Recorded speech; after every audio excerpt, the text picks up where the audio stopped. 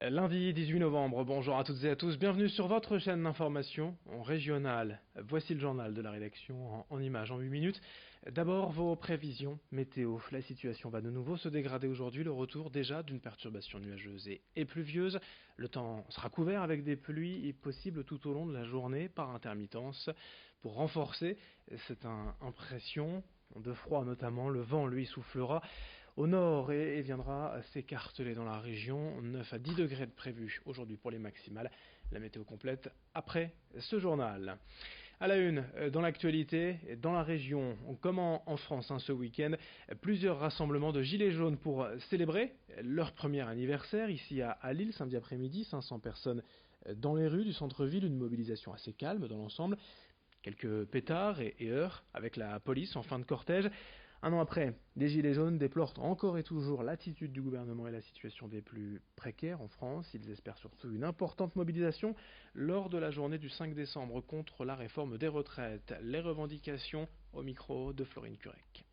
L'histoire c'est pas une ligne, donc évidemment on a appris, on a évolué.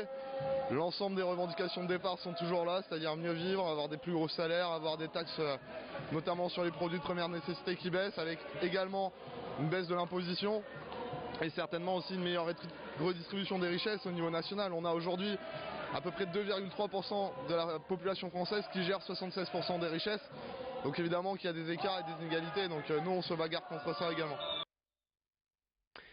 À Calais, et également 250 personnes ont investi, comme au bon vieux temps, comme lors des premiers mois, le rond-point de la sortie 48 à Calais, sur la 16, le rond-point de Jardiland. Mais là, rapidement, la situation a dégénéré avec la police qui a dû intervenir et user de gaz lacrymogène hier soir. 4 personnes ont été interpellées lors de ces violences et affrontements entre manifestants, mais qui ne figuraient pas avec un gilet jaune qui semblait être des groupes organisé de manière plus anarchique en marge de ce rassemblement en deux gilets jaunes hier à Calais. Une autre manifestation ce week-end, ici beaucoup plus rare pour être signalée, mise en avant. Les arbitres de football ont défilé samedi à Villeneuve-d'Ascq jusqu'au siège de la Ligue régionale des Hauts-de-France pour dénoncer les violences récurrentes dont ils se disent victimes sur les terrains. Le sifflet à la bouche et les cartons jaunes et rouges à la main, les arbitres ont exprimé un ras-le-bol général. Une situation de plus en plus difficile à vivre dans le football amateur. En effet, chaque week-end ou presque dans la région, les agressions et les menaces se multiplient. Une violence verbale, parfois physique, qui gangrène le football ces dernières années. En réponse, la Ligue des Hauts-de-France a proposé l'organisation de tables rondes pour tenter de résoudre le problème. Les arbitres, eux, ont une solution. Ils veulent que soient exclus à vie les joueurs, entraîneurs ou dirigeants auteurs de violences. Explication au micro de Florine Curec. 5 dossiers juridiques qui correspond à la totalité des dossiers de l'année dernière. Donc voilà, donc on voit bien que l'année dernière on en a eu 5, cette année en 2 mois 5. Et la violence monte crescendo, donc on est tous inquiets de savoir ce qui va nous arriver quand on va l'arbitrer. À l'heure d'aujourd'hui on est allé arbitrer par passion et on se disait voilà on va arbitrer, on va bien s'amuser. Tandis que là on est en train de se dire on va arbitrer, qu'est-ce qui va se passer ? Est-ce que on va revenir en un seul morceau ? Est-ce qu'on aura des difficultés ?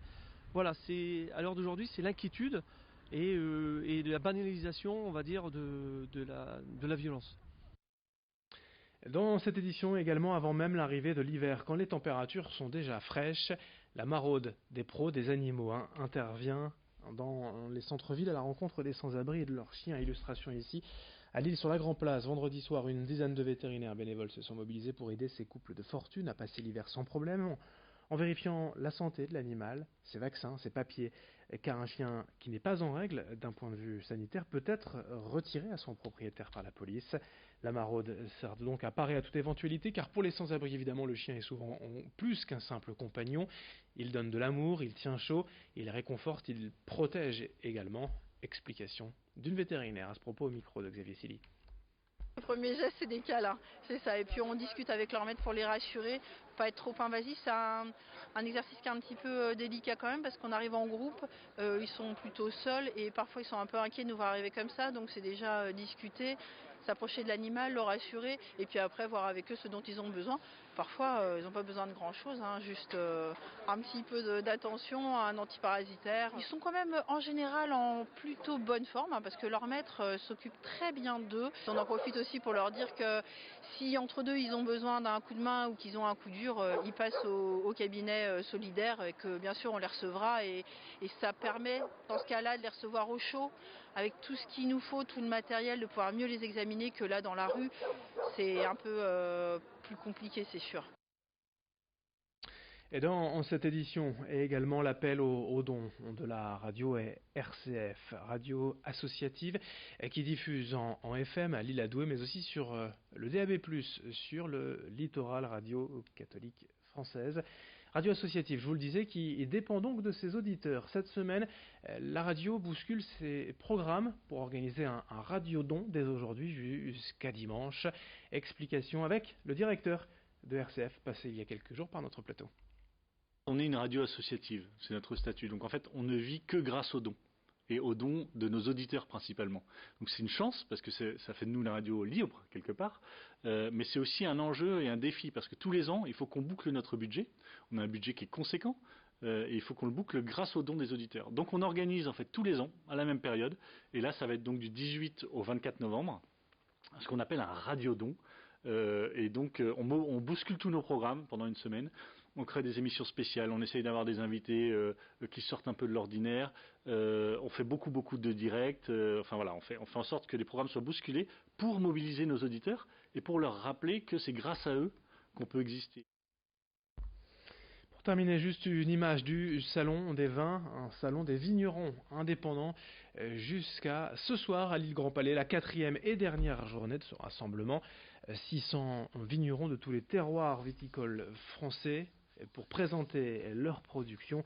Dernière journée ce lundi à l'île Grand Palais pour découvrir le meilleur des vins français. D'ailleurs, on écoute le président des vignerons indépendants qui nous parle déjà du millésime 2018 à découvrir sur le salon. Chaque année apporte un nouveau millésime, que nous avons une série d'été et d'arrière-saison magnifique. Et ça, le millésime 2018, il est vraiment à découvrir. Là, on est sur un très très bon salon. Ouais, je dis toujours à mes clients, souvenez-vous de vos vacances en 2018, où il n'y a pas plu, où il a fait beau et chaud, et ça a duré jusqu'à fin octobre. Et y compris ceux qui font, j'ai beaucoup d'amis ici alsaciens, même dans ma région d'Aquitaine, à Jurançon, à Sauternes, et ainsi de suite, toutes ces vendanges tardives ont bénéficié d'un climat d'arrière-saison de rêve en fait, et ça c'est magnifique. Et on n'oublie pas bien sûr cette recommandation, l'alcool est à consommer avec modération. Fin de ce journal, à suivre dans un instant vos prévisions météo.